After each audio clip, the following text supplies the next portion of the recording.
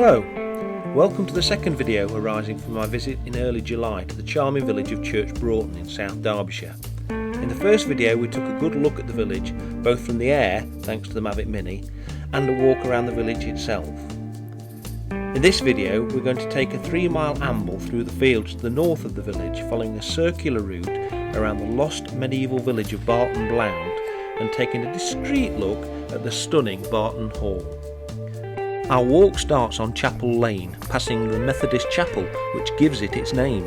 An inscription on the lintel tells us this dates from 1828, or at least part of it does. At the end of the lane we head northeastwards across the field, and this was the first opportunity for me to put the drone up and have a good look around. Whilst I always try and fly in a way that doesn't annoy anyone and as inconspicuous as possible, I met a lovely family out for a walk at this point who had spotted the drone and were very interested in it. I hope they're watching and enjoy the result. Church Broughton lies on the northern edge of the Dove Valley, and while the terrain here can hardly be described as upland, there is a distinct rise which affords stunning views for miles around, even from the ground. Courtesy of OpenStreetMap, here's our progress so far. It was, as you can see, a beautiful day, sunny and warm, but not too hot for strolling. The footpaths in the area are clearly marked, and with one exception which we'll come to, very easy to navigate.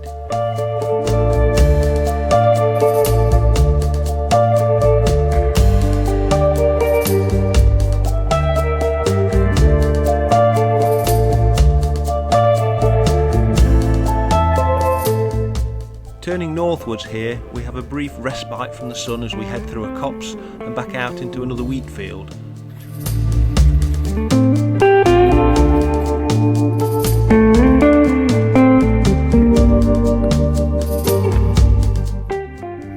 As we cross the driveway into Barton Hall, time for another progress check.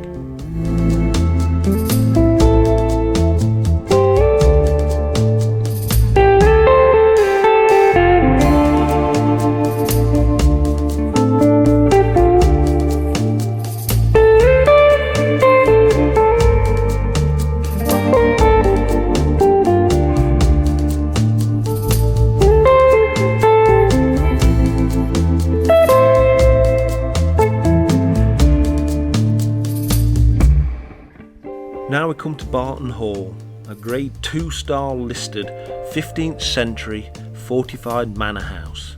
Though much altered over the years, including losing its original moat to the stunning ornamental gardens, it remains a gem of a building. The hall is surrounded by estate buildings, including the medieval St Chad's Church, and is also home to a stud farm for racehorses. An all-weather gallop weaves its way through the estate, and several of the arable fields in the area are encircled by gallops. The estate at Barton was acquired by Sir Walter Blount in 1381, appending his name to the village, as well as building his grand house here while occupying the post of Constable of Tutbury Castle. Sir Walter was killed in the Battle of Shrewsbury in 1403 while acting as a surrogate for King Henry IV.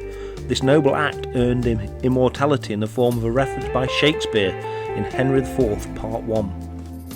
During the Civil War, Barton Hall was used as a garrison by parliamentarian troops to counter the royalist garrison at Tutbury Castle. A bloody skirmish occurred hereabouts in 1645 as royalist troops withdrew following the defeat of the king at Naseby and were ambushed by the parliamentarians.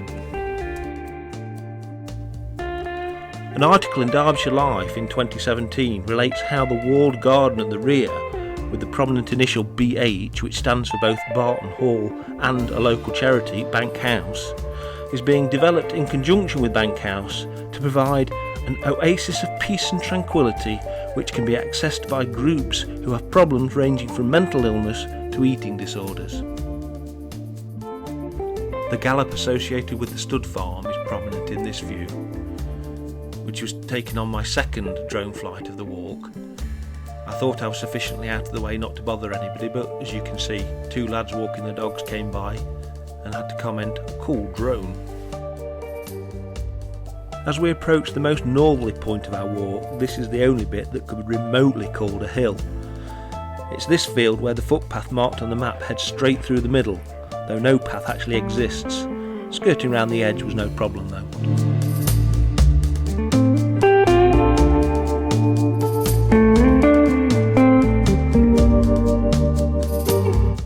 The skies on this warm day were alive with birds of prey, red kites I think, slowly drifting over the fields in search of prey. Their presence clearly disturbed other birds such as swallows, who were engaged in a futile attempt to drive the predators away. Whilst most of the land surrounding Barton Hall and its estate buildings were once the site of the medieval village of Barton, it's only to the northwest of the hall that mysterious lumps and bumps in the ground provide any outwardly visual record of the settlement. The buildings here would have been entirely made of timber, and so nothing would remain, though archaeological digs have turned up evidence that the village was quite well off in its time. It is said that the Black Death, combined with changes in agricultural practice in the area in the 14th century, led to the abandonment of the village, coincidentally around the same time as Church Broughton began to grow. The sunken pathway, now guarded by these boisterous young heifers, is said to have been the main street of Barton.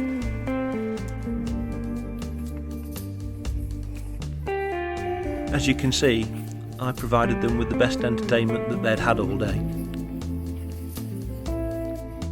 We have now crossed the Weather Gallop and are heading westwards. I couldn't work out the purpose of this small fenced off enclosure, which was adorned with various warning signs. Whatever it was for, the land around it had some very pretty flowers on it.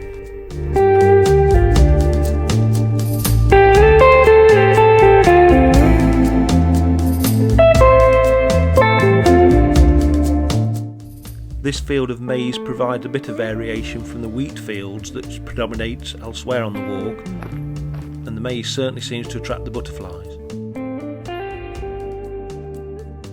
This track brings us out on the only road-based part of the walk, which is unavoidable.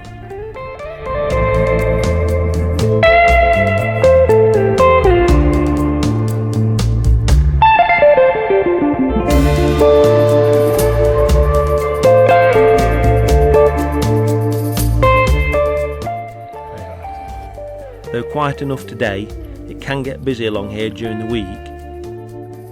The absence of any verge around this bend means the general rule of facing oncoming traffic isn't the best course here.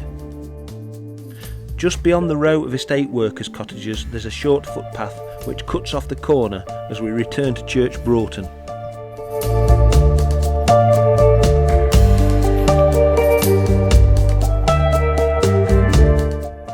What better place for the third and final launch of the afternoon before returning to the starting point of our walk.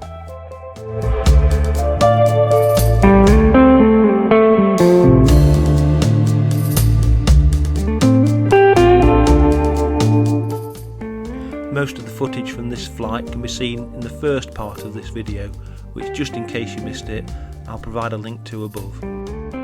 Meanwhile, let's come back down to earth for the very last section of the walk.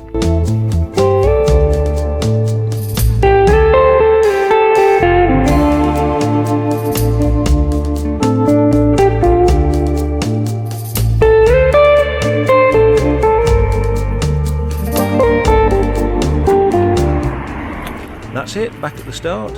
A very enjoyable just under 3 mile walk, not at all challenging, and that's it. Thank you very much for watching. See you in the next video.